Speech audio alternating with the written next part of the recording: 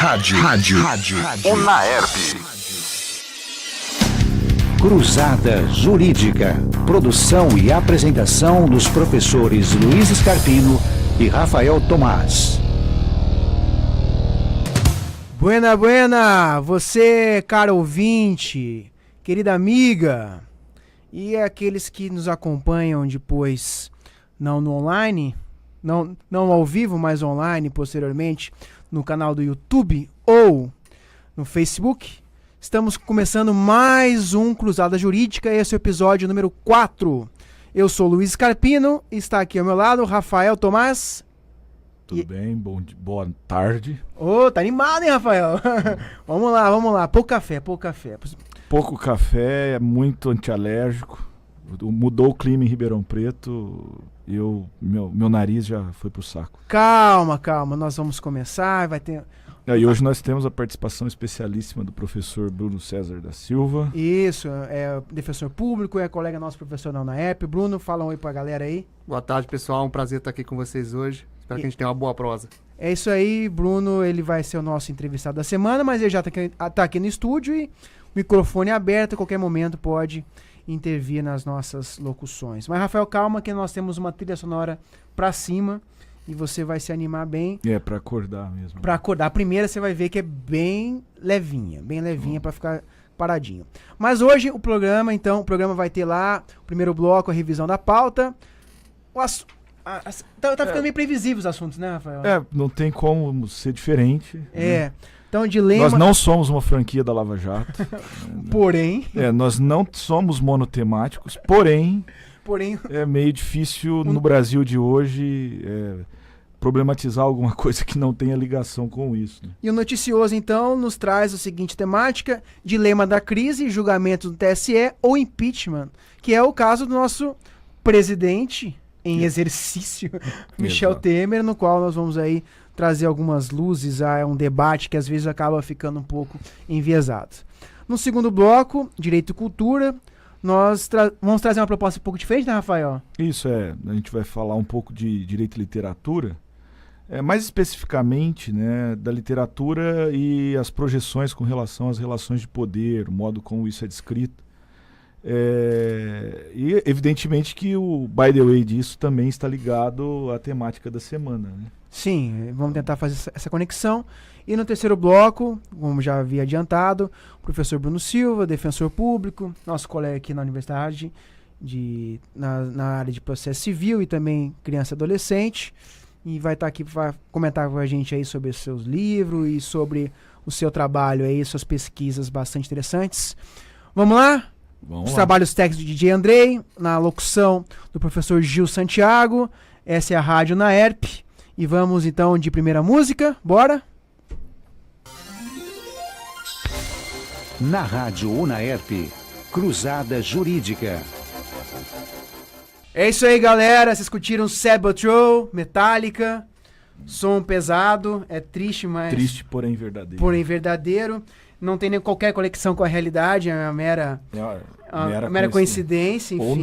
Ou não. A gente vai ver que a lista de músicas nossas vai traçar nisso daí. E é do disco, do álbum chamado Metallica, mas que conhecido como Black Album. Exatamente. Qual é o mais difundido, e qualquer dia desse eu conto a história de como que eu ganhei o Black Album de vocês aí. Mas não é proibidona essa história? Deixa quieto, mas qualquer dia eu posso mensagens contar. Subliminares, enfim.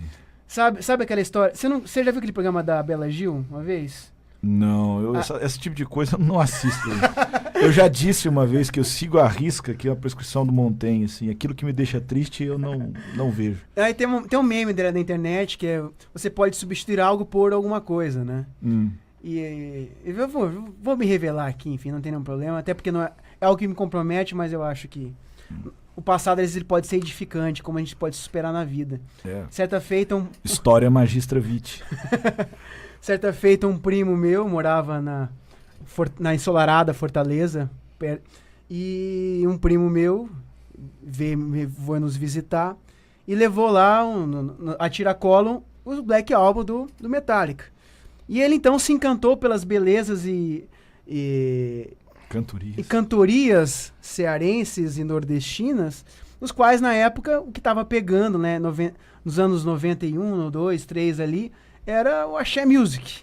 E ele, então, propôs uma troca para mim, no qual eu acho que eu saí vantajoso até hoje, que é substituir um álbum do Asa de Águia por um Metallica Black Album. Pois é. Você pode trocar, eu acho que essa troca ela foi bastante vantajosa. Quanto tempo prescreve direito patrimonial, essas coisas? 10 ou 20 anos, agora me lembro. 94 já faz muito mais do que isso. Sei não, eu acho que você tá correndo um risco, você tá confessando que você fez uma troca abusiva, seu primo pode reclamar depois. Não, ele tá na Austrália, não tá nem aí com mais. Eu acho que ele... Mas a rádio Unaerp chega na Austrália, chega em Tóquio, chega em Nova York, em qualquer lugar do mundo. Daniel Castro, Skypino. Basta ter o aplicativo no seu telefone celular. Eu vou mandar pra ele. Daniel Castro, Skypino, fique tranquilo. Meus amigos, é isso aí. Essa foi a música de abertura, Saboteur. Primeiro bloco. Cruzada Jurídica. Revisão da pauta. Rafael, o tema nosso aí é...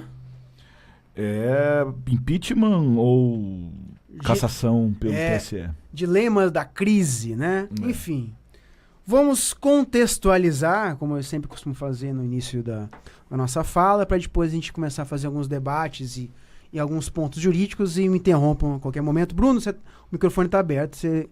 O professor Bruno, na hora que você quiser, pode intervir e participar do nosso debate, que você é nosso convidado e pode colaborar. Bom, semana bombando, a delação premiada, colaboração do grupo JBS, Joesley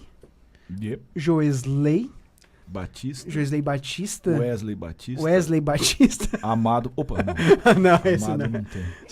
Só falta ele, coitado, né? O Ike já deu mal, já deu ruim, como diria a galera. Enfim, então, delação do Joesley. E lá, então, segundo um furo do jornalista Torquato, esqueci do primeiro nome. Não, foi o Jardim. Jardim, esqueci o primeiro nome dele. Jardim do Torquato, não é Torquato Jardim, não. Não. Esqueci. É da Folha de São Paulo, do Globo, desculpa. E ele, então, deu furo dizendo que o Temer teria tentado corromper o Eduardo Cunha, comprar o silêncio do Eduardo Cunha através do Joesley, que é o dono lá do grupo JBS das carnes lá, né? Isso da turma do Friboi, né? Uhum. Também. E entre outras mais na empresas. verdade, a nossa pauta ela vinha sendo programada para discutir a volta, né, do julgamento da chapa Dilma Temer, né? Uhum. Que no início da semana foi noticiado que o relator tinha liberado o voto, o relatório e o voto, e que a previsão é que no começo de junho esse processo voltasse para o julgamento no tribunal. Só para abrir um parêntese... Aí, no meio da semana, nós fomos atropelados por esse cataclisma, né? Que levou uma conjuntura política... O primeiro ponto que eu acho que a gente já pode fixar nesse aspecto todo é que, assim, digamos que, como... Tem uma coisa do Lacan, né? Que diz que o real imaginário é sempre mais potente do que o real, né? Então, assim, aquilo que foi fantasiado, imaginado, era muito maior do que o teor da gravação que foi apresentado. Assim. Que o Procurador-Geral da República apresentou, né? Porque, na verdade, assim, pode ser que tenha outros elementos, aí eu não sei, mas naquela gravação, assim, você concluir diretamente que o cara tava comprando o silêncio de outrem, né, criando obstrução da justiça, não sei, assim, não dá pra dizer com todas as letras, né? Eu acho que o que dá pra dizer é que teve pelo menos uma prevaricação, aí sim, porque o cara vai lá, narra pro presidente outras conversas, da República, numa situação extremamente estranha, né? O presidente da República, 10h30 da noite, tá fora da agenda, na casa do cara, e aí ele vai lá e narra um monte de atividade ilícita, ou potencialmente ilícita, e o presidente não abre nenhuma investigação pra saber. Aí ele falou que comprou um juiz, o substituto, e o procurador que tá investigando. É estranho, mas assim, de todo modo, eu acho que foi feito um barulho que era maior do que o teor efetivo da conversa. Eu não estou considerando os outros elementos que, E aí, que podem existir. E agora, de todo modo, isso causou um impacto político gigantesco. Né? A ponto de ontem, dia 18 de maio, foi uma quinta-feira, ter se cogitado e até lançaram em alguns noticiários que o Temer renunciaria. Às 4h da tarde da quinta-feira, Temer veio a público, fez uma declaração oficial, disse que não renunciaria que aguardaria no cargo, porque ele tem uma responsabilidade por conta disso, e que não tem nada a dever e que aguarda que a justiça seja célere. Então, esse é o primeiro ponto político, esse cataclisma todo que gerou essa comoção, a volta aí da palavra #ForaTemer e outras mais movimentos que possivelmente podem ser inflamados. Eu vi uma declaração no Twitter do Joaquim Barbosa, o tal do ex-ministro, enfim, e o povo precisa ir pra rua para pedir a deposição do Temer, enfim. Então, nós temos aí um rescaldo daqueles que veem no Temer como alguém ilegítimo, mesmo tendo sido eleito vice-presidente, para tentar ter um mecanismo de uma vazão com relação também a sua pauta reformista, haja vista que ele está encabeçando a reforma trabalhista e a reforma da Previdência, coisas bastante complexas. E semana passada nós discutimos com o professor Ferrúcio a reforma da Previdência, mas são temas que mexem de maneira cara ao sustentáculo do sistema social, do abrigo social que o Brasil impõe em termos legais, enfim. Então, sem entrar nessa onda agora, mas nós temos esse pano de fundo que levou a esse cataclisma político, e no outro lado é o julgamento da chapa Dilma Temer, Dilma que já enfim, é falecida na presidência, mas ainda tem direitos políticos. Depois a gente pode um dia discutir aquela história da votação, do julgamento do Senado, né? Da cisão. Fatiamento. O fatiamento. O fatiamento lembra Joesley, ele fatiando o boi, mas enfim. Que péssimo ele tá. Eu sou bom nisso. De péssimas. Meus alunos sabem disso. É muito sanguinário isso. Fatiar o boi. Mas dentro dessas conversas aí teve uma pior, né? Que o senador Aécio Neves fala que precisam eliminar o fulano, né? Enfim, né? Então, são questões políticas, eu nem queria entrar muito, mas realmente, assim, né? Há uma diferença de situação na gravação do Temer e do Aécio, né? Não se sabe qual que é a condição de validade disso também, do ponto de vista processual, a conferir, né? Tampouco o contexto completo, porque agora, também... enquanto que na gravação do Temer o sujeito fala quase o tempo todo e o Temer fica respondendo sim, ok, muito bom. Na do Aécio, o Aécio fala quase que todo o tempo, meu. E assim, treslocadamente, né? É um negócio meio impressionante mesmo, assim. Realmente foi uma coisa visceral, que me deixou impactado. Independentemente de juízo de valores a respeito do conteúdo, né? Sim, da juridicidade do conteúdo e dos reflexos que isso vai acontecer. Mas, enfim, você estava falando sobre essa questão e está falando de que a chapa Dilma Temer, eleita presidente da República e vice-presidente, está sendo questionada na Justiça Eleitoral porque ela teria sido financiada com recursos ilícitos, segundo aí demonstrações, um abuso de poder econômico e financiamento de recursos ilícitos, como tais confessados pelo Grupo Odebrecht, e parece com provas documentais e testemunhais relacionados a isso. Temos um extensivo voto do ministro Benjamin Herman, que é do STJ e funciona também como ministro no Tribunal Superior Eleitoral, e que vai ser liberado, deve ser julgado em 3, 4 assentadas acho que na primeira semana de junho, não é isso, Rafael? Que vai estar liberado para isso. A projeção foi feita a partir da declaração do Gilmar, né? Que é o presidente do TSE. Mas já foi antecipado aí, parece que a perspectiva é que o voto do Benjamin seja pela cassação da chapa completa. Até pelo relatório que ele já liberou, um relatório bastante pesado. Então você consegue, às vezes, mensurar, tentar antever ali o voto dele, da maneira como o relatório é construído, o nível de detalhamento na parte ruim, principalmente, né? E aí... Porque, assim, na verdade, no julgamento do TSE, as possibilidades apresentadas são as seguintes. A primeira é a cassação da chapa, que parece, se existe mesmo comprovação de que houve abuso do poder econômico, infrações à legislação eleitoral durante o pleito de 2014, a consequência é a cassação da chapa, né? Mas, como o Brasil é um país muito pragmático, né?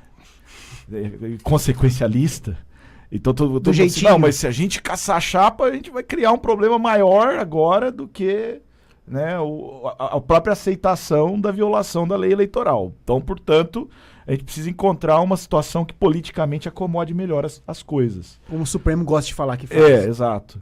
Aí, antes de aparecer o cataclisma da delação aí do Joesley,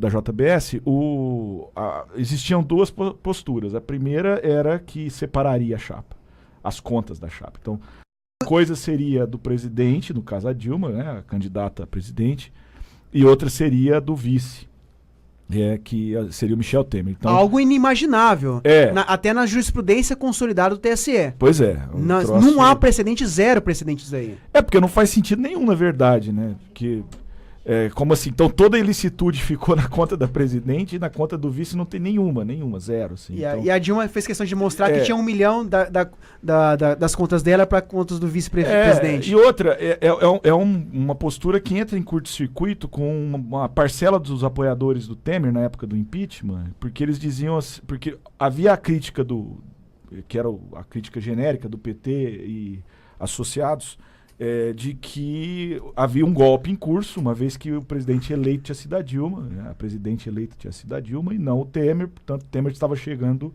ao cargo sem legitimidade popular nenhuma. Sim. E aí o pessoal do Temer vinha dizer, não, peraí, o Michel Temer também fazia parte da chapa. E a chapa é una e indivisível. Isso, por força do que diz a Constituição, inclusive. Então assim, o voto que foi depositado na urna para a Dilma valia para o Temer. Posição com a qual eu concordo, me parece claro isso. Se você votou numa pessoa para presidente, você vota para o vice, porque esse é o sistema constitucional. Aí eles dizem que posto. Mas eles que não votaram no projeto político do Temer. Não, tudo bem, ok. Mas o fato é que compunha a chapa e você votou. Isso parece aquele povo lá de Batatais que diz assim, eu voto em pessoa, eu não voto em partido. Eu falo, querido, é impossível você fazer isso. Porque se você vota para deputado, vereador, você vota necessariamente no partido. Claro, não tem como, é uma composição. Vota no partido e vota na pessoa. Até porque, assim, quem mandou você casar com ele? Exato. É a pessoa que vem dizer assim, não, mas eu votei no cabeça da chapa, não votei no vice. Bom, querido, fazia parte da chapa. Não tem jeito de ser diferente. Entende? Então, assim, eu acho que isso está certo. Agora, o problema é que isso vale sempre. Se valeu naquele momento, vale agora também. Então, assim, você está julgando a chapa, você não está julgando duas pessoas separadas, né? E aí, então a tese é muito ruim, muito ruim. E aí a terceira tese, que é a pior de todas, que segundo consta teria saído... a primeira vez que eu ouvi isso, eu não acreditei. Eu ouvi isso de um aluno em sala de aula, um aluno da graduação. Eu ainda não tinha tido contato com a imprensa escrita, né? E o aluno tinha mencionado isso. Falou, professor, eu ouvi aí alguém dizer que o TSE vai caçar a chapa, e aí depois vai ter eleição indireta, e aí o Congresso elege o Temer de novo presidente. Porque caça a chapa, mas não deixa ele inelegível. Aí ele pode se candidatar na eleição indireta e ele é eleito na eleição indireta. Tem dois erros conceituais ali. Não, mas a hora que eu ouvi isso, sim, eu peguei e falei assim, só se for em Marte. Não é possível um trem desse. Mas depois saiu na imprensa, cara. E parece que a tese vem do Gilmar. É uma coisa assim, maluca. Parece que o Gilmar foi o pai da ideia, no sentido de que poderia haver um acerto nesse sentido. De caçar a chapa, mas não dar inelegibilidade pra ele. Isso. E aí ele que deu causa ao fim da disputa, ou a disputa ilícita, a ganhar uma eleição de maneira ilícita, poder disputar na mesma eleição que ele deu causa a que ela fosse anulada. Isso, Não, e que é algo inimaginável, enfim, porque já há um precedente bastante consolidado no próprio Tribunal Superior Eleitoral que aquele que deu causa a que a eleição não fosse bem sucedida não vai poder disputar a imediato subsequente. Não fora isso, é de que aquele que é condenado por abuso de poder econômico e por Caixa 2 fica inelegível por 8 anos. Logo, então, temos dois problemas de congruência e problemas lógicos, inclusive. Claro, do ponto de vista jurídico é uma teratologia. Não tem outra palavra para isso, é teratologia. Sim. Agora, a oportunidade política, bom, aí isso não me cabe avaliar, né? Mas do ponto de vista jurídico, isso aí a gente poderia chamar de gambiarra, que é aquela situação que acontece quando você não tem uma tomada só na casa e você precisa ligar 50 aparelhos. O que o MacGyver fazia muito bem. Então o cara vai pôr no T, fica um troço, parece uma árvore de Natal, e aí de repente explode, né, velho? Então assim, é uma situação ou não, né? dantesca. O Brasil é muito bom nisso, né? O Brasil é o país das gambiarras, né? Pois é. Acho que por isso que a gente gosta tanto Como é que chama o personagem? Acabei de falar? Esqueci. MacGyver. Enfim, tô ficando louco. O MacGyver, acho que fez muito sucesso entre nós. Acho que o público mais novo não sabe o que é. Se você é moleque, tem menos de 30 anos, talvez você não saiba quem é MacGyver. Põe no YouTube, MacGyver. Ele é tipo o Chuck Norris, só que ao invés de bater em todo mundo, ele resolve todos os problemas do universo com apenas um canivete. Uma vez eu e o Alexandre Moraes da Rosa fizemos uma coluna no Conjur. Já faz algum tempo isso, uns 3 anos, eu acho. Nem tinha essas coisas todas aí no horizonte. A Lava Jato devia ser, na época, apenas lava. Devia lavar com balde. Não tinha ainda a jato. Essa foi boa, viu, Rafael? Vou até muito rir. boa, Essa foi rido. Mas a gente escreveu um texto pegando carona naquele... O François Host, que é um jurista belga, ele... Tem um texto que é muito conhecido e propalado no direito, que fala os 3 modelos de juízes. Né? Tem o juiz Hércules, tem o juiz Hermes, tem o juiz Júpiter. E aí a gente falava que no Brasil a gente podia falar de um 4º modelo, que seria o juiz MacGyver. Que é o juiz do jeitinho, né? O juiz que vai lá e dá um jeito de amarrar. Então, assim, precisa manter o cara preso. Faz 6 anos que ele tá na cadeia. Como é que você fala que isso é provisório? Não, você vai lá e dá um jeito. Né? Dá seu jeito. Então assim, o código está dizendo que quem inquire a testemunha primeiro são as partes, depois o juiz só complementa. Mas o promotor não está na audiência, como é que você faz? Bom, vai lá o juizão e faz a pergunta. Tá entendendo? E por aí vai. Aí a gente tinha que explicar quem que era o MacGyver. A gente entrou nesse mesmo problema que você tá relatando, né? E aí o Alexandre teve uma ideia ótima. Falou assim, se você não lembra, se você nunca viu o MacGyver, você não sabe quem é o MacGyver, é o seguinte, o MacGyver é o Jack Bauer da década de 80. Isso. Então assim, se você assistiu a série 24 Horas e conhece o Jack Bauer, você sabe quem é o MacGyver. Só que o Jack Bauer é o MacGyver 2.0, ele é mais... Parrudão, mata muito mais, né? O Jack Bauer, o MacGyver, ele só ajeitava as coisas, ele escapava, ele é um cara mais soft, assim. Né? Exato. Vamos dizer assim. Bom, mas vamos lá. Nós temos uma grave crise política. Vamos dizer o seguinte, vamos dizer que o povo vai às ruas e fala, quero Michel Temer fora da presidência. E não obstante as reformas, ou apesar das reformas, ou em razão delas e também por conta dessa comoção do Joesley e companhia, vamos limar o Michel Temer. Quais são as alternativas que o povo brasileiro tem para limar Michel Temer da presidência hoje? A primeira e mais crível delas, eu já adianto, é o julgamento do TSE. Por quê? Ao decidir que vai caçar a chapa e afastá-lo, ele, segundo a jurisprudência do TSE, a decisão deve ser cumprida imediatamente. Então, no máximo, vai caber um embargo de declaração, que pode retardar 1-2 meses ali. Entretanto, a decisão tem que ser aplicada imediatamente. Mas aí o juiz MacGyver, como você bem disse, que poderia ser o Supremo Tribunal Federal, estava tentado, caso caçasse a chapa Dilma Temer, para deixar o Temer terminar, eles entrariam com recurso no Supremo Tribunal Federal e aí buscariam um efeito suspensivo, ou seja, para não dar para conseguir terminar o mandato no cargo, até porque falta pouco mesmo, até 2018.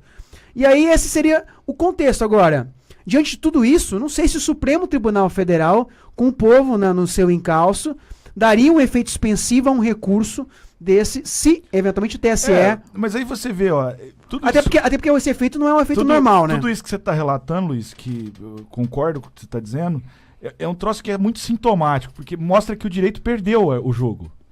Porque tudo isso é questão política, assim, simplesmente política. Porque, para começar, a vontade popular nesse momento não está em jogo. Então, assim, pode ser que 99% da população rejeite ou reprovem o governo Temer. É quase isso.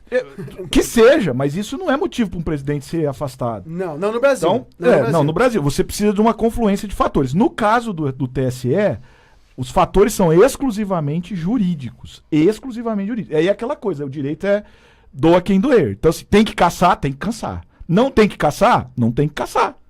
Tá entendendo? Sim. Então não dá pra fazer esse joguinho, essa coisa do ajeitamento. Isso vai politizando a jurisdição. Desnecessário. Então, do mesmo jeito que a gente diz que tem uma judicialização da política, então também tem que falar que tem uma politização da justiça nesses aspectos, né? De maneira Você está transformando o direito na briga política. E assim, no caso do TSE, uma coisa que eu estava falando contigo, inclusive, em outros momentos, agora eu revelo. O julgamento do TSE é desrespeito à aplicação da lei eleitoral. O STF, ele é a última instância para falar sobre a interpretação da Constituição. Sim. Se não há uma inconstitucionalidade sendo discutida na aplicação da lei eleitoral, por que tem recurso para o Supremo? Essa é a minha pergunta. O que vocês acham? Vocês acham que Tem mais, por que teria efeito suspensivo? Pois é. Tá entendendo? Porque assim, ou eu digo tem inconstitucionalidade na lei, e aí eu subo pro Supremo, ou então, aí, como é que é o argumento? Ah, mas é matéria reflexa? Inconstitucionalidade reflexa. É, muito bom, né? Também você pode dizer que o direito eleitoral, no fundo, é o direito constitucional material, né? Porque diz respeito à organização das eleições. Não, ele pode falar da legitimidade, da soberania do voto, vai falar um monte de... Tá, possivelmente os habilidosos advogados do Michel Temer e da Dilma fariam isso, mas pode falar. E tem súmula do Supremo Tribunal Federal dizendo que não cabe discussão em recurso extraordinário para discussão de inconstitucionalidade por via reflexa. Pois Olha aí, boa também. Exceto se for pra aquele caso ali, pro caso que tem uma grave comoção política, que seria a tese possivelmente encabeçada algo que se diz por Gilmar Mendes. Que aí já é o jeitinho de novo, voltando a campo. O ministro MacGyver. Quer dizer, é o direito perdendo de 10-0, né? E a politicagem ganhando de... E a Carmen Lúcia tendo que decidir, no final das contas, se couber a ela decidir do efeito suspensivo ou não, cabendo a Carmen Lúcia decidir se ela assume a presidência ou não. Isso é fantástico, né? Cabe ela decidir, no final das contas, isso. Ou se ela mantém o Michel Temer no poder, ou se ela própria assume a presidência. E aí a gente tem uma outra questão emblemática. Então, você levantou um bom ponto. Porque nós temos na linha sucessória agora, da presidência, Michel Temer, Rodrigo Maia na Câmara dos Deputados, no Senado é o... No Senado é o Eunício. Eunício de Oliveira e Carmen Lúcia. Segundo a Odebrecht, o índio, né? E o Botafogo no Rodrigo Maia. Pois é. Botafogo. E aí então seguinte, os dois estão investigados. Né? Investigados. Mas não são réus. Vamos lá. E aí tem um ponto importante, professor Bruno. Se eles são investigados, segundo a recentíssima jurisprudência do TSE, do Supremo Tribunal Federal, então eles ainda continuam na linha sucessória. Confere? Confere, produção? Por aquele julgamento provisório, daquela cautelar numa DPF, foi isso. Então, né? por enquanto, eles ainda estariam no jogo, não seria a Carmen Lúcia. Ainda. Só que aquela ação não foi julgada definitivamente, ela pode voltar pro plenário. E aí ela volta, não, eu julgo e eu vou pra presidência. Dá licença. E aí faz muito sentido o que o Bruno tá falando, porque ela pode colocar na pauta. Ela tem o poder de pautar a ação, né? Porque ela é presidente do Supremo. Então, se ela quiser devolver a questão pra pauta... estando de comum acordo com o relator, que não é muito difícil, né, a coisa acontecer. Sim. E aí eu tenho o seguinte, Rafael, vamos lá. Eu falei da primeira tese, que é essa tese, que não é uma tese política, é uma tese jurídica de que esse julgamento, inclusive, tarda muito para ser concluído. Nós temos... eu acho que esse é o primeiro ponto também, né, meu?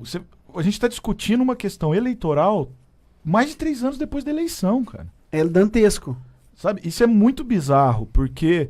Quer dizer, a gente está assumindo que durante 3 anos um governo ilegítimo, do ponto de vista eleitoral, prevaleceu. Esse é o ponto. Então, a gente tem um problema aí no mecanismo de análise das contas das campanhas, né? Que é bizarro. E assim, aí tá todo mundo preocupado, mas vamos fazer eleição direta, não vamos, e não sei o quê. Não, tem que ver como é que a gente vai conseguir habilitar aí os instrumentos de controle para fazer efetivamente no prazo adequado, né? Porque 3 anos depois de mandato, cara... Mas vamos lá. E aí, o prejuízo já tá mais do que instalado, né? Já fizeram tudo que tinha que fazer, enfim. Mas aí, vamos lá. E agora isso tá ficando... Porque me parece que isso também acontecia com outras candidaturas, né? Não, em outros níveis, eu digo o seguinte, cargos. Terminava, o sujeito era ilegítimo, caçava depois que tinha terminado o mandato. Na verdade... Por vezes, declarava perda do objeto superveniente porque... Não tinha mais mandato. Não tinha mandato para terminar. Você poderia, talvez, perquirir a questão da inelegibilidade, né? Quando, nos casos de abuso de poder político e econômico, continuava apenas para perseguir a penalidade, que ela é intrínseca à própria ação, mas enfim. E aí, mas e o mandato que foi exercido? Esse daí... Não, mas eles decretavam invariável... Precluiu. Não, invariável... Como o Pedro Lenza fala, né? É a teoria do fato consumado. É o fato que não tem mais o que ser discutir. Tá lá, o mandato foi posto, acabou. Não, e morreu. Não, e é o seguinte, então temos esse problema, mas vamos lá. Vamos dizer que não tivesse essa ação. Quais seriam as ações, as possibilidades possíveis de apear de tirar Michel Temer do poder, relacionados, vamos dizer que há um grave crise... Não, até o início da semana era essa, né? E até o início da semana. E aí, assim... Pra mim, essa solução é a solução gloriosa pra mim. Uma coisa que é interessante que essa gravação revelou é que ele, Michel Temer, acreditava que o TSE não ia caçá-lo. Segundo ele, porque ele confiava no julgamento político dos ministros, né? Quer dizer, o que é terrível, porque os ministros estão ali para julgar segundo o direito, não segundo a política. Somado ao fato dele ter nomeado mais 2 recentemente. Então, isso é um troço também sintomático, perigoso. E né? Colega advogado. E agora, era essa a possibilidade que a gente tinha até o começo da semana. Mas é impeachment. É possível dar impeachment do Temer? Na quarta-feira, com essa situação que foi criada a partir dessa nova delação, agora existe a possibilidade, né, pelo menos em tese, de acontecer o impeachment, né? Sim. Já tem 8 pedidos, até onde que eu pude contar. Já foram feitos 8 pedidos, já foram entregues à Câmara. Que aí, tecnicamente falando, notícia do crime, né? Porque a denúncia quem aceita é o Senado, então isso não é denúncia, né? Uma é daquele Maslon lá, Mazalon, como é que é o nome? Alima, juiz? Não, o deputado que é da rede. Molon. Alessandro Molon. Alessandro Molon. Desculpa. Um é dele, aí tem outros, acho que tem do PSOL, tem do os vários partidos de oposição já fizeram 8 pedidos. E a outra possibilidade, bem remota, né, é de o inquérito seguir adiante, aparecer uma prova mais contundente do crime comum que estiver sendo imputado a ele, a Câmara autorizar o processo e ele ser julgado pelo Supremo Tribunal Federal. Mas é muito remota essa possibilidade, porque no espaço de tempo que tem para cumprir o mandato, isso não vai... Mas eu acho que a possibilidade disso terminar... Precisaria ter denúncia? A denúncia ser recebida por quem? Não, precisa ter a investigação ter uma prova contundente, ser submetida à apreciação da Câmara, porque ela tem que autorizar. 2 terços. 2 terços, igual o impeachment, muda só o juiz natural. Né? E aí 2 terços afasta o Temer. No impeachment, o juiz natural é o Senado, no caso do crime comum, o juiz natural é o Mas a admissibilidade continua sendo da Câmara. Da Câmara, a Câmara. 2 terços. Sim. Difícil ter esse número contra o Temer ainda, que é um cara bastante Pois mas aí pro impeachment também vale a mesma coisa, né? Tem que ter 2 terços da Câmara admitindo a notícia do crime para mandar pro Senado fazer Se bem que o processamento. Se o sujeito está com chagas e temos umas eleições no ano que vem, não sei quem vai querer abraçar. Tá tendo assim, uma parte da base aliada estava se mostrando arredia e me parece que o PPS é PO. Já tirou... saiu do barco. Mais ou menos, né? Mais ou menos. Tirou meio corpo fora, porque saiu o ministro Raul Jugman ficou. Ficou. Saiu o ministro da Cultura e ficou porque aí eu vi a nota, porque é um ministério muito importante e estratégico nesse momento. Entendi. Saiu o Peronomútil. Saiu o Roberto Freire, então. Saiu o Roberto Freire e ficou ainda o Jugman. O Raul Jugman. Não sei como é que vão ficar os outros partidos, né, nessa jogada. Mas então, se o clima começar a apertar, a voz das ruas, enfim, o povo for pra rua de verdade, isso pode ser que comece a gerar, porque... Esse pessoal já tá todo alvejado por essa situação posta às claras aí, por essas delações, né? E eu não acho que eles vão manter uma fidelidade canina ao Temer. Né? A não ser que seja eles mesmos, inclusive. Agora... É uma situação... Aí já começa aquela coisa, é política, né? A minha capacidade de prever os acontecimentos políticos, eu reconheço, é muito pequena. Bom. Mas do ponto de vista jurídico é isso, assim. Se é para sair com o Temer significa... Que saiamos da melhor forma possível. Tem uma quarta possibilidade, mas essa quarta possibilidade foi descartada por ele, dele. Pelo menos, que é ele renunciar. Por enquanto, né? Eu acho que, mas aí assim, nesse ponto eu dou um pitaco assim, político. Eu acho que ele não renuncia. Porque se ele renunciar, ele vai cair nas garras da primeira instância. E aí ele vai correr um risco muito grande de tomar uma cacetada. Porque o pessoal, assim, né? Não tô dizendo porque o juiz de primeira instância é herói, não é por causa disso, não. É porque o pessoal é mais irresponsável, de certa maneira. Assim. Então vai cair lá, uma preventiva sai rapidinho. Do jeito que a caneta anda rolando aí nesse âmbito, mas eu não duvido que... Eu não digo nem primeira instância, porque em Ribeirão Preto acabamos de ter figuras importantes presas por STJ, não é, por decisão do STJ agora, então. enfim, cessado aí um período de... Tá, não, mas o Supremo não prende ele, eu acho. Isso é muito remota a possibilidade. Não prendeu o Aécio, que tinha muito mais coisa? Pois né? é. Aquela fala do Não, Aécio. Bom, que é muito mais contundente, né? Por enquanto, né? Parece que foi o relator não... Parece que negou, e aí disse que ele não levaria esse assunto ao plenário, que parece que demandaria do revolvimento pelo procurador-geral para poder levar isso ao plenário. Pelo menos foi o que eu li relacionado a esse caso. Bom, essas são as cartas postas na mesa, né, Rafael?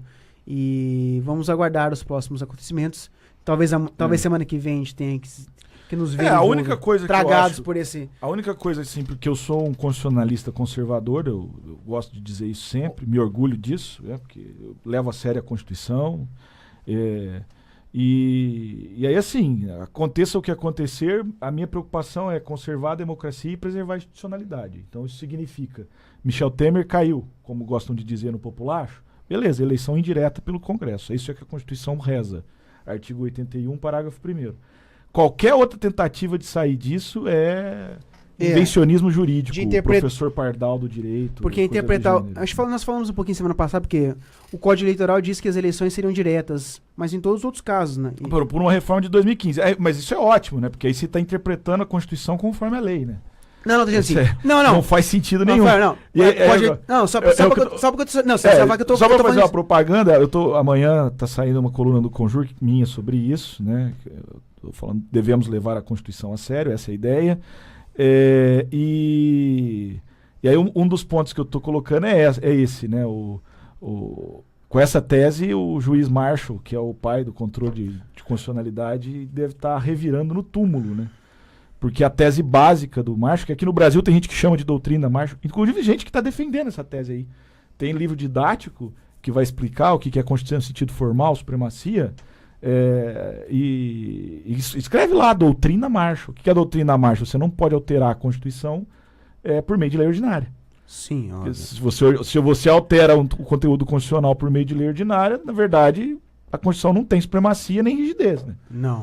Não, mas então, dizendo o seguinte, que o Código Eleitoral foi alterado, e aí, obviamente, eu faço as ressalvas, de que há uma previsão expressa na Constituição Federal para o cargo de presidente, para a função de presidente da República, com relação a, se ele for cassado ou por algum motivo houver a vacância do cargo nos primeiros 2 anos, assume a eleição direta. Eleição direta, 90 dias. Depois, se for do 3º para o 4º ano, eleição indireta, essa solução do artigo 81. Isso. Mas nós não temos essa mesma simetria, essa mesma aplicação para outros cargos. Sim. E aí, governador, prefeito, municipal, enfim. Razão pela qual o Código Eleitoral, o artigo 224, foi alterado para dizer, olha, em qualquer tempo que a Justiça Eleitoral reconhecer que a cassação, deverá ser realizadas eleições diretas.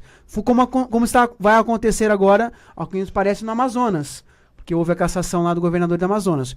Mas essa solução e essa extensão do artigo 224, eu reconheço, apenas se aplica a todos os casos, menos para o presidente, porque lá tem a regra da Constituição. Não tem como interpretar a Constituição pelo Código Eleitoral. Não tem. Isso é ilógico. Isso é uma aberração interpretativa. Acho que não precisamos nem discutir sobre isso, porque já está pacificado. Pra mim está, mas só que tem gente ainda falando. E é assim, tem um outro argumento que eu li hoje de manhã, porque agora tem uma ação de inconstitucionalidade da PGR contra o texto da lei reformadora, né, no caso o artigo 4º da lei, que reformou o 224 do Código Eleitoral, para dizer que no caso do presidente da República prevalece a Constituição, né? E aí tem um pessoal articulando, né, contra a tese da PGR, né, tentando fazer com que o Supremo use a ação direta de inconstitucionalidade no sentido ambivalente, para dar efeito de ação de constitucionalidade, né, contra a própria Constituição. E aí a tese que se tem é o seguinte, não, mas essa questão do 81, parágrafo 1º, se aplica para a hipótese de impeachment ou morte. Então, assim, tem um impeachment dos dois, que é quase raro, mas a gente pode ter isso, né? Isso é uma coisa. Ou a morte, né? Sei lá, morreram o presidente e o vice. Aí se aplica o 81. No caso de cassação eleitoral, por descumprimento da legislação eleitoral, como é o caso da questão da chapa lá no TSE, aplicar-se-ia o Código Eleitoral. Quer dizer, no primeiro caso a questão seria constitucional, no segundo seria eleitoral. É o cargo de presidente da República. Não tem matéria mais constitucional do que essa. Tá entendendo? Isso é o âmago da matéria constitucional. Isso é aquilo. Se tem alguma coisa que pode ser chamada de direito constitucional em sentido material, é isso, cara. Quer dizer, as atribuições e as competências do presidente da República, de cada um dos poderes. E entre essas questões está a eleição do presidente da República. Não tem, tá entendendo? Então, Bom, esse é o meu. muito bom, muito bom. Olha, já avançamos. O debate foi bem extensivo. Vamos de intervalo, então? Encerrar por hora esse assunto? Vamos dar uma pausa nesse assunto, porque eu acho que é possível que ele retorne às nossas pautas aqui, não é isso? Vamos lá, então. O que tem aí, Rafael? Tem Rolling Stones, Gimme Shelter. Cruzada Jurídica. É isso aí, Rolling Stones, Gimme Shelter. Vamos então agora discutir direito e cultura. Cruzada Jurídica. Direito e cultura. E aí, Rafael, o que temos para a semana? O que você trouxe aí? Pois é, né? Na linha daquela proposta, né? A gente ia discutir cultura pop, mas também, às vezes, uma coisinha um pouquinho mais sofisticada, na falta de uma melhor palavra. Hoje a ideia era fazer um paralelo com a literatura, né? Certo. E aí, já que a semana foi dessa avalanche, né, política, e mais uma vez nós fomos lembrados das promíscuas relações entre o público e o privado no Brasil, né? Uhum. E de toda essa situação obscena, né, que envolve financiamento eleitoral de campanhas, políticos, grandes empresários, né? Uma situação muito peculiar do Brasil também, que é essa situação de capitalismo de Estado, né? Porque esses grandes empresários são financiados com empréstimos que vêm de bancos públicos, que né? nós subsidiamos. Principalmente que são subsidiados por nós, a taxas irrisórias, né? Sim. E portanto, se não fosse o Estado, eles não existiriam, provavelmente. Não. Principalmente essas... E é dessa troca, né, muito perniciosa, que resulta o grande empresariado brasileiro. Isso é uma coisa terrível, né? Isso é uma coisa terrível. Claro que há exceções que devem ser sempre saudadas, mas nós vemos que tem uma quantidade muito grande de pessoas que estão envolvidas nisso. Então, eu gosto muito de lembrar que as coisas não são nascidas em proveta, né? Isso tem história, né? A gente precisa acessar esse processo histórico de algum modo, né? Isso não aconteceu agora, não é coisa de 10 anos, 20 anos para cá, nem é culpa da Constituição de 88, pelo contrário, se não fosse a Constituição de 88, provavelmente a gente ia continuar navegando nas brumas, né, da corrupção e tudo mais. Do né? patrimonialismo. Então, se a gente hoje pode discutir essas questões e ter a perspectiva de punição dos culpados e envolvidos nesses crimes, é porque nós vivemos numa democracia, né? Se isso fosse uma ditadura, a ditadura é um regime de apaniguados, né? Sim. A ditadura, ela esconde os malfeitos, E aí, justamente porque eles controlam tudo, né? E aí o teu livro tem a ver com isso. Aí, o que você trouxe o meu aí? livro, no caso aqui, eu acho que o livro emblematiccíssimo, né, dessa questão política toda, que é um romance, mas é um romance histórico, tem uma parte fictícia, mas tem também uma parte real, que é o livro Agosto, do Rubem Fonseca, né? É um dos meus livros favoritos, assim. E aí qual que é o enredo dele, Rafael? O pano de fundo é a crise do governo do Getúlio, né, do governo democrático do Getúlio, né? Tá, a parte boa. Porque o Getúlio foi um ditador, né? Instituiu um regime extremamente autoritário, né? O Estado Novo, mas depois ele volta com o voto popular, né? Uma coisa assim fantástica. O ditador do bem. Ele é deposto por uma junta militar em 1945. Logo depois da deposição, ele se elege senador, né? Uhum. Funda o partido e se elege senador. E aí, na próxima eleição, ele volta presidente, né? E esse livro retrata aqueles momentos finais do governo dele que antecedem o suicídio, né? Certo. Então tem essa história de fundo que começa lá com o atentado da Rua Toneleiro, Carlos Lacerda, né? Aquela coisa toda. Que desde o primeiro momento o principal suspeito era o Anjo Negro, né? Protetor do Getúlio, que era o segurança dele. Uhum. E aí vai se desenrolando, né? Uma trama política que termina com o suicídio do presidente. Mas assim, havia uma movimentação política muito forte naquele momento já para defendendo, né, a necessidade de uma intervenção militar. Então assim, há um consenso, né, e o livro mostra isso muito bem também, que o suicídio do Getúlio Vargas atrasou a ditadura em pelo menos 10 anos, né? Porque ali já tinha já tinha desenhado todas as nuances da necessidade de uma intervenção militar e tudo mais, e havia apoio popular para isso, etc e tal.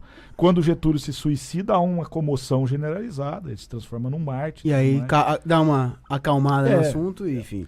Aí depois você tem o governo Juscelino, né? Se não fosse isso, talvez esse daí já tinha caído. Mas aí o livro fala também de corrupção, negociatas... Total, não, aí tem computação. A história paralela é de um assassinato que é investigado por um comissário, assim, que é uma espécie de personificação, né, da moral, né, em certo sentido, e um sujeito muito correto. Seria o Delanhol né? Não, esse cara... eu não colocaria. Ironia. Esse cara era um mero comissário de polícia, assim, tá, entendeu? Assim, ele era um subalterno, ele não tinha poder de negociar, nem tinha um palanque para poder fazer propaganda. Fiz só pra provocar. Ele era um cara, ele formado em direito, ele estudava para prestar concurso e tal, mas ele tinha acabado parando ali naquela situação de comissário mesmo. O comissário Matos, no caso, é o principal personagem. E ele começa a investigar um assassinato, né, que aconteceu na alta sociedade carioca, um sujeito que era empresário e tudo mais, que tinha sido encontrado morto. Né? E começa a investigação desse crime e tal. E aí na investigação do crime vão aparecendo assim tentáculos de todos os lados, assim, né? Eu gosto de dizer que esse livro aqui é uma espécie de tropa de elite da década de 50. Só que assim, em vez de ser o tráfico de drogas ou as milícias, eram os bicheiros, entendeu? Mas o modus operandi era o mesmo. Então o bicheiro ia lá, dava um capilé pro polícia, e o polícia deixava o bicheiro quieto, tá entendendo? Então você tinha toda uma estrutura. E esse Matos, por exemplo, era o cara que queria prender os bicheiros. Tá. Aí todo o sistema policial vinha em cima dele. Ele era o Capitão Nascimento. Com isso. Ele era o Capitão Nascimento. Mais ou menos. Então melhorei. Só que o Capitão Nascimento, ele tinha o BOPE, né? O comissário Matos aqui só tinha ele, não tinha mais ninguém. Era um cruzador. Então era... bem assim, aquela situação do sujeito isolado. Assim, sujeito contra o sistema. Comissário Gordon sem o Batman. Sem o Batman, pode ser também. E agora, no meio das investigações dele, começam a aparecer relações promíscuas, por exemplo, dessas empresas, que eram empresas de importação, com o governo, né? Então, a troca aí de dinheiro, né, que financiava algum tipo de interesse eleitoral, e ao mesmo tempo a devolução do apoio na hora de conseguir algum tipo de autorização para atividade de importação, de exportação e tal, enfim, essas questões todas. Então, quer dizer, isso é bem antigo. Mas não. Ou não, né? Isso não é... vai mudando, às vezes muda a peça da engrenagem. As personagens, o contexto, mas as práticas. No caso aqui é uma empresa de importação, aqui é uma empreiteira, mas poderia ser outra coisa, poderia ser uma empresa de comércio de carnes. Mas o livro foi... Poderia ser uma empresa de telefonia móvel. Enfim, poderia ser... O livro se ambienta na década de 50, né? Mas ele foi escrito... Foi depois. E aí é interessante destacar porque há um retrato de um universo patrimonialista bastante presente, que era próprio daquela época, enfim, não tinha como não ser diferente. Ainda que não se falava em movimentos gerencialistas, isso foi acontecer mais na época do Getúlio mesmo. Desculpa, do Juscelino, perdão. É. Mas é engraçado que até hoje os traços sejam tão presentes e tão evidenciados, a ponto de a gente ter, por exemplo, uma Odebrecht, uma JBS, que declaradamente cooptam esquemas de poder através Em largas linhas, nós temos ainda muitos vícios patrimonialistas, né, na nossa estrutura política. Eu não sei, mesmo assim, você sabe que existe um jargão na academia jurídica que diz que o Estado começou no Brasil com Vargas, né? Então, assim, do mesmo jeito que o Thomas Crowell, para falar do Wolf Hall, que a gente discutiu aqui algumas vezes, é o engenheiro do Estado inglês, né? Os Found Fathers são os engenheiros do Estado estadunidense. No Brasil, o engenheiro do Estado é o Vargas, né? E aí, assim, muito dos vícios, porque assim, o Estado é erigido, então, pelas mãos de um ditador. Então, muitos dos vícios que estão presentes nesse Estado permanecem, cara. A gente até hoje sofre, de algum modo, com esses vícios que estão na raiz do nosso Estado, né? O peleguismo, o autoritarismo das polícias, né? O autoritarismo do processo penal, entre outras coisas todas, né? Porque tudo começou ali, né? E era fácil construir um Estado se você tem um decreto na mão, né? Você sabe, o decreto-lei, a figura do decreto-lei, que era o principal instrumento de governo do Vargas, ele é uma espécie de medida provisória. Só que tem uma diferença. A medida provisória, se ela não for analisada pelo Congresso, ela perde o vigor. Ela perde a vigência, desde a data da edição. No decreto-lei é o contrário. Se o Congresso não analisa, ele se torna perene. Então, assim, se você tem a figura de um ditador que controla o Congresso, quando que eles vão analisar o decreto, né? Entre outras coisas. É lógico. Então, eu acho que tem muita coisa. Dá pra gente aprender muito lendo o Agosto. Legal, mas eu acho que até pra gente poder ter mais tempo pro terceiro bloco, vamos dar um tempo nessa discussão que a gente começa agora. E a semana que vem vamos voltar com outros livros, contos, poemas sobre essa questão de literatura e relações com o poder, pode ser? Sim, senhor. Então semana que vem, já prometo, então vou trazer mais algumas contribuições e a gente vai discutir mais isso. E eu acho que essas questões tangenciam o direito e criam um pano de fundo para saber que estado nós estamos e qual é o paradeiro do universo jurídico nosso. Beleza? Vamos então de música, terceiro bloco. Solta aí, Andrei. Na Rádio Unaerp, Cruzada Jurídica. É isso aí, galera. Vocês curtiram aí mais uma do Metallica. E The Unforgiven, também emblemática, né? A do segundo bloco foi Gimme Shelter, né? Vamos dar um abrigo aí, uma proteção, e agora não vamos esquecer do que está acontecendo, enfim. Essas são as músicas aí que nós estamos trazendo para vocês. Então vamos de terceiro bloco. Entrevistado da semana. Tá na agulha aí? O Cruzada Jurídica recebe o convidado da semana. Muito bem, nós estamos aqui com o professor Bruno César da Silva, que também é defensor público do Estado de São Paulo, querido amigo e colega aqui no curso de Direito da Unaerp. O Bruno é mestre pela PUC de São Paulo, né, Bruno? Não, eu sou mestre pela IT de Bauru. Ah, pela IT, isso, exatamente. E o Bruno lançou, em 2016, o livro Defensoria Pública e a Participação Processual de Crianças e Adolescentes. E aí, Bruno, conta pra nós aí do livro. Bom, primeiramente, fora Temer, não era pra falar isso agora, mas traz uma reflexão que eu já tenho feito desde quando eu comecei a trabalhar na Defensoria em 2011. Sou defensor da infância desde 2011. E a ideia era trabalhar um pouquinho como que eu faço para transformar dentro do processo a criança como verdadeiro sujeito de direitos. Né? Reconhecer a criança como um sujeito de direitos também dentro do processo, não só do ponto de vista do direito material. Um pouquinho isso que a gente tenta trabalhar nessa obra para tentar trazer uma solução prática para esse problema. Sim, a criança não ser colocada como um objeto de discussão entre, por exemplo, pais que estão discutindo um processo de separação, coisa do gênero. É, exatamente isso. É você deixar de enxergar a criança enquanto um objeto de intervenção do direito, um objeto de intervenção do Estado, para reconhecê-la como sujeito e, portanto, com direito a opinar, a se manifestar e a participar realmente do processo quando o assunto lhe interessa diretamente. Ações ligadas à guarda, ações ligadas à destituição do poder familiar, acolhimento institucional, situações bem sensíveis aí quando a gente fala em direito de criança e adolescente. Mas aí nos teus estudos relacionados a isso, Bruno, como que juridicamente ou com escolha em outras ciências, não sei se você fez uma pesquisa talvez vinculada à psicologia, não sei se você chegou a se aprofundar nisso, mas de que maneira você vê a participação efetiva da criança e adolescente, porque pro direito civil é uma posição cômoda, né? Você tem 16 anos, abaixo de 16 anos você não é um nada praticamente, a partir de 16 você começa a ter alguns direitos, sendo 18 anos você já está no mundão aí próprio para isso tudo.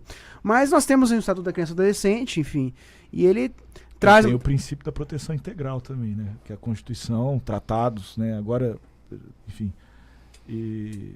além do estatuto, tem mais esse também, né? E aí a minha pergunta é, de que maneira então teus estudos levam a não digo turvar essa visão aí de que a criança até 16 anos não tenha nada, ou o jovem 16 anos, abaixo disso praticamente nada pode do ponto de vista das relações civis, enfim, comerciais, mas enquanto a gente capaz de outros direitos efetivamente, de que maneira ela pode influir não só as questões relacionadas ao direito de família, mas em outros temas, o que tuas pesquisas levam a crescer? Eu tentei basear a pesquisa em 3 pontos principais, 3 premissas, vamos dizer assim. Primeiro, a situação histórica aí do direito da criança, a posição histórica de que a criança hoje assume, depois de uma série de momentos históricos diferentes, a posição real de sujeito de direitos. Então, hoje, as legislações, seja a Constituição Federal, seja o Estatuto da Criança, a Convenção Internacional de Direitos da Criança, reconhece efetivamente a criança enquanto sujeito de direitos, e não mais como objeto de intervenção, não mais como uma coisa ou um objeto do que os pais podem exercer o que bem entenderem sobre ela. Então, a primeira premissa é o momento histórico que a gente vive.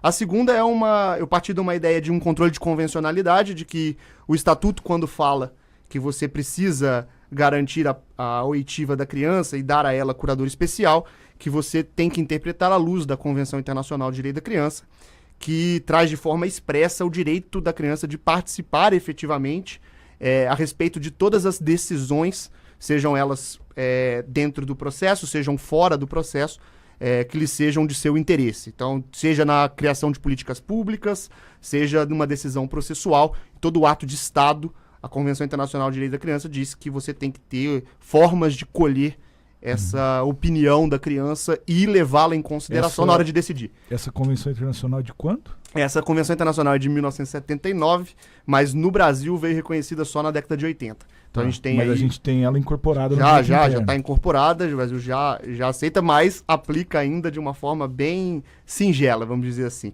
Muita coisa já está no ECA, coisa está no ECA, mas ainda tem alguns pontos que o ECA, infelizmente, ainda repetiu coisas que seriam mais de uma doutrina anterior, mais de uma visão da criança como objeto. E aí é importante a gente fazer essa convenção, né, essa interpretação conforme a convenção, para a gente conseguir dar mais efetividade a esses direitos. Sim. E aí a terceira premissa, uma premissa processual, é a ideia de que o processo civil hoje precisa e exige um contraditório que não seja simplesmente informação-reação, mas o direito da criança, o direito que as pessoas devem influenciar efetivamente na construção, na formação da decisão judicial, enquanto ato de Estado, ato democrático, as pessoas devem participar do que se constrói, e se a decisão influencia a criança, ela também deve poder influenciar nessa decisão. É essa a base teórica do que eu venho concluindo depois. E o Bruno, existe algum reflexo disso também na questão infracional, ou ficaria a pesquisa é mais voltada para as questões cíveis mesmo? Assim? A pesquisa é mais cível, ela vai mais para a linha cível, na verdade, por uma questão prática. Na verdade, o reconhecimento do adolescente enquanto sujeito processual do ponto de vista infracional, quando ele é autor de crime, né, de ato infracional, a gente diria na esfera da infância, foi reconhecido muito antes. Talvez porque a gente enxergou o adolescente enquanto um capaz de cometer crimes antes da gente enxergar ele como um sujeito de direitos. Então, historicamente, a primeira preocupação do Estado quando falava em criança e adolescente foram com aqueles que cometiam crimes. A primeira preocupação que o Estado teve ao olhar para crianças e adolescentes é como que eu faço Para para punir. punir quando o adolescente comete um crime. Depois ele veio se preocupar com aqueles que estavam abandonados ou em outras situações. Então, nessa linha, a construção teórica a respeito do direito do adolescente se defender no processo, participar do processo penal, vamos dizer assim, veio muito antes. Então, a gente já tem consolidado de que ele deve participar. Mas, por outro lado, nas questões cíveis, ainda é muito pequena a real participação dessas crianças. Então, você enxerga como um sujeito capaz de cometer crimes que hoje tem direito de se defender, mas ainda como um objeto de intervenção, principalmente nessas questões de família ou de afastamento do lar. Mas a defesa também, a defesa no processo que apura a prática de um ato infracional também é uma coisa meio assim, né? Meio estranha. Eu me lembro assim, eu tive muito contato com isso na época que eu fazia estágio na magistratura. Então, assim, depois que eu me formei, eu acabei me distanciando, mas durante o meu estágio na magistratura isso era corriqueiro. E na época ainda não existia defensoria. Então hoje a gente tem uma defensoria que isso certamente isso aumentou, né, o nível de tanto o nível da qualidade do trabalho quanto a preocupação e dedicação com relação às defesas aí nesse caso. A defensoria nos últimos anos bombardeou os tribunais superiores, o STJ principalmente, com HCs que discutiam direitos de criança e adolescente. A Defensoria de São Paulo, por exemplo, tem uma deliberação interna do seu Conselho Superior que determina que é prioridade da instituição a infância e juventude. Então, onde tem defensoria, tem um defensor com atribuição para atuar na infância. E aí, os processos infracionais, onde você tinha um princípio do superior interesse da criança sendo usado sempre contra ele, né, na ideia de que eu sei o que é melhor para você, esse era o meu ponto. então eu te interno. Não, isso até hoje você tem diversas decisões nesse sentido. Coisas que sempre me chamaram atenção, assim, me deixavam estarrecidos, é que assim, a maioria dos processos eram patrocinados por advogados dativos, né? Uhum.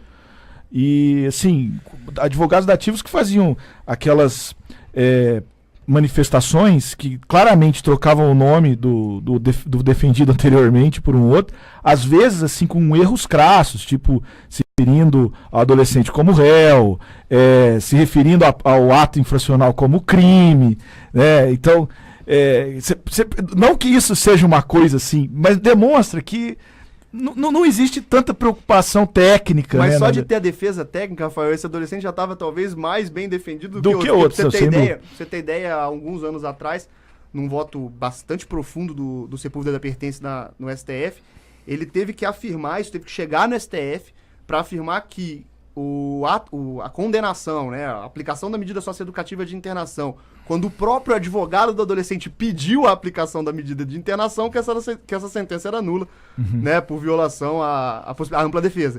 Então, porque você tem diversos julgados, e isso acontece até hoje. Eu visito as unidades da Fundação Casa aqui em Ribeirão, acompanho a defesa desses adolescentes, e até hoje é extremamente comum você vê adolescentes que estão internados onde a própria defesa pediu a internação. Sempre numa linha de que eu sei o que é melhor para você. Se precisasse de um acusador, a defesa estaria ótima. A Fundação Casa é o melhor para você, é um lugar ótimo, é melhor você ficar lá do que você ficar em outro lugar. Então eu estou te aplicando esse internato para que você seja bem cuidado pela Fundação Casa. Bruno, eu pesquisei aqui, vi que você, me corrija se eu estiver enganado, você foi premiado e integra um projeto chamado Projeto Primeira Infância do Sistema Prisional. E eu queria que você dissesse como é que foi esse prêmio que você ganhou, quem que envolvido nisso e o que você está pesquisando nisso daí, qual é a consequência que você poderia trazer para a gente para ilustrar. Essa foi uma pesquisa que eu comecei em 2013, quando eu trabalhava ainda em Bauru. Eu fiz um projeto junto à Penitenciária Feminina de Pirajuí, a Associação Brasileira de Magistrados, Promotores e Defensores da Infância, né, conhecida como ABMP, ela fez um concurso de monografias e eu apresentei o projeto nesse concurso, onde eu mostrava a questão da necessidade de você se preocupar com as crianças, filhas dessas mulheres presas. Esse projeto não tem relação com a dissertação depois. Não, foram projetos paralelos. Na verdade, paralelos, eles acabaram acontecendo ao mesmo tempo. Foi uma oportunidade que surgiu ali, prática. Já estava cursando o mestrado já. Sim, já estava cursando o mestrado. E aí, a ideia era como é que eu faço essa proteção dessas crianças. Eu mandei esse projeto, ele acabou sendo premiado na ABMP. E aí, por conta disso, existe um núcleo de pesquisas da Fundação Maria Cecília Souto Vidigal, que faz um trabalho belíssimo sobre primeira infância, né? Crianças até 6 anos, que inclusive gerou o marco legal da primeira infância no ano passado. É trabalho dessa fundação. E eles têm um curso que faz metade da atividade aqui no Brasil e a outra metade nos Estados Unidos, junto com o Centro de Desenvolvimento da Primeira Infância em Harvard. E aí faz um estudo sobre a questão da neurociência, questão do desenvolvimento infantil nessa idade. E aí, depois disso, eu comecei a trabalhar algumas questões do olhar sobre a proteção da criança, também preocupado com essa questão da neurociência, da primeira infância, etc. Então, as coisas caminham juntas aí. Legal, muito bom, muito bom. E, enfim, que seria a questão da direito à amamentação, você já escreveu uma coisa? Eu lembro que eu participei aqui de uma discussão, eu fui até uma vez na TV Justiça falar sobre direito à amamentação, e por conta de leis municipais que puniam estabelecimentos que eventualmente vedassem a mãe de amamentar o seu filho. Como é que você enxerga isso, a questão, à luz do direito da criança na sua tenra infância, ao seu desenvolvimento e enquanto sujeito de direito? Não há dúvida nenhuma, se você pegar todos os estudos da medicina, principalmente, que a amamentação é exclusiva até no mínimo os 6 meses, mas pelos estudos das organizações médicas internacionais, necessário inclusive até os 2 anos de idade, da importância disso na construção do desenvolvimento infantil, de uma questão física mesmo, de desenvolvimento dessa criança. Eu fiz a maioria das minhas pesquisas que passou nessa parte, eu acabei estudando a questão da amamentação nas penitenciárias. E como é que é isso? Porque a lei de execuções penais do Brasil fala que a criança tem que ficar no mínimo 6 meses, até os 6 meses, junto à presa na penitenciária para poder ter amamentação. A criança fica presa? Pois é, essa é a discussão que eu levantei, discussão que eu levanto, dizendo que não pode haver isso. Inclusive, hoje, a lei da primeira infância alterou o Código de Processo Penal para permitir a prisão domiciliar. A gente teve aí o caso da Adriana Anselmo, pois a mulher todo do Sete mundo Cabral. chincalhando. Mas não tava... A criança, a criança de 11 anos, tá. A criança de 11 anos, Tá. o filho dela. Foi um dos Mas primeiros casos do STJ.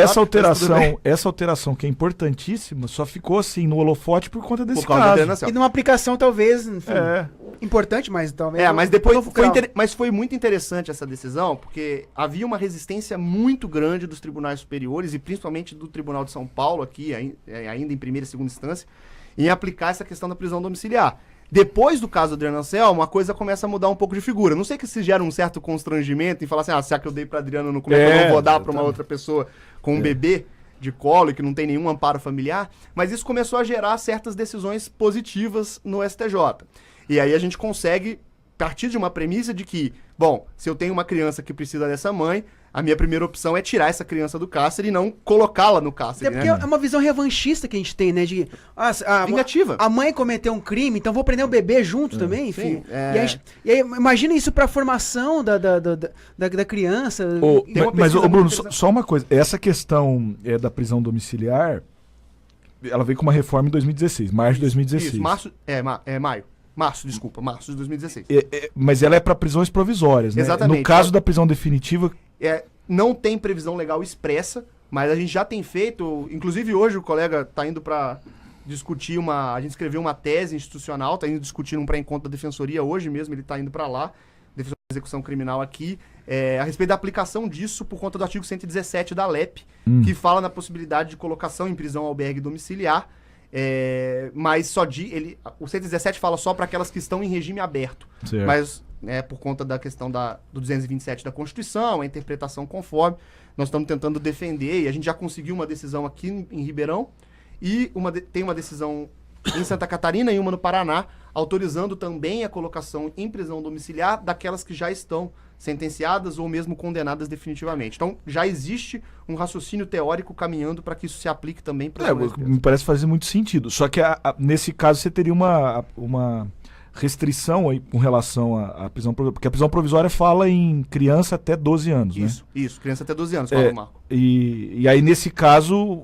você, pelo que eu estou entendendo, seria uma interpretação para exclusivamente contemplar mães de bebês que estão em fase de amamentação. Na verdade, a interpretação que a gente tem dado ao 117 é aplicar o artigo do Código de Processo Penal que fala em prisão preventiva integralmente. Então, seriam gestantes ou mães de até 12 anos. Entendi. Essa foi uma discussão dentro do marco legal da primeira infância, acabou passando como 12 anos, apesar do marco ser direcionado a crianças até 6, mas acabou passando até 12 dentro do marco para prisão preventiva.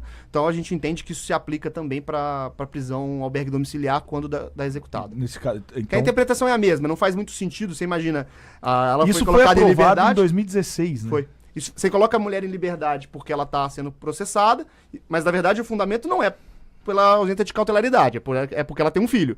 E aí você coloca ela em liberdade, ela fica 6 meses em casa, aí ela é condenada. Aí agora o bebê está com 6 meses, você prende ela. Não faz muito sentido, só porque é preventiva. Se o objetivo é proteger a criança, tanto faz. Ser preventivo. Tanto faz ser preventivo. ou ser A questão é reconhecer definitivo. a importância da mãe no desenvolvimento da criança. É isso aí, Bruno. Muito obrigado, cara. Desculpa aí.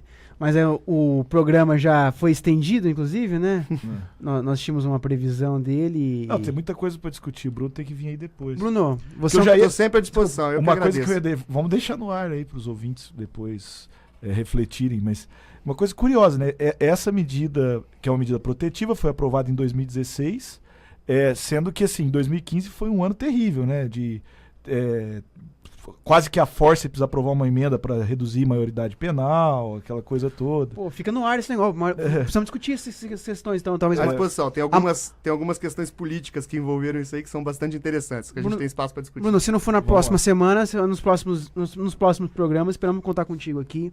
Muito obrigado pela parceria, por acompanhar a gente aqui, por dispor do seu tempo precioso para comunicar aos nossos ouvintes sobre seus trabalhos, suas pesquisas e o belo trabalho que a Defensoria Pública do Estado de São Paulo vem desenvolvendo pelo Brasil. Eu que agradeço, Rafael Scarpino. Obrigado pela oportunidade. Valeu mesmo. Valeu. Valeu, gente. Vamos encerrar então o programa. O que você pôs para encerrar aí, Rafael? Para encerrar, depois de toda essa coisa, né? Triste, mas verdadeiro, me deu um abrigo, o imperdoável.